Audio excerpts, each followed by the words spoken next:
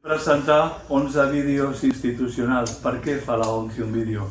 L'objectiu d'aquesta campanya, d'aquesta col·lecció d'11 vídeos, bàsicament és sensibilitzar, visibilitzar o posar el focus en aquells problemes, en aquelles situacions, en aquelles dificultats que encara tenim les persones amb discapacitat visual en molts àmbits de les nostres vides.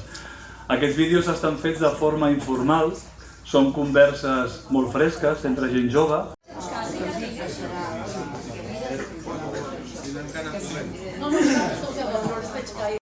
Senyora, que m'està quitando el equilibrio.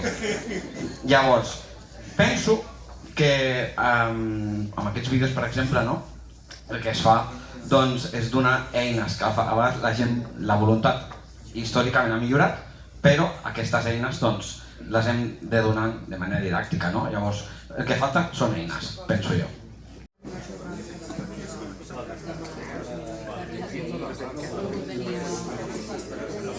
Hi ha alguns titulars. Jo penso que n'hi ha molts. Jo ara recordo l'últim cas, era un tema estètic. Era un tema que vam estar discutint amb la persona que feia aquella planificació i estèticament posar-hi un encaminament, no hi havia el paviment, no era del mateix color i va acabar dient l'arquitecte és que per estètica no ho puc fer-ho. Llavors allà vam acabar la negociació i quan ja ho van tenir fet va haver-hi un usuari en concret que ho va denunciar a l'Ajuntament i van tinguer-ho que arreglar. Vull dir que en aquest cas no era un tema econòmic, era un tema estètic que també compta molt.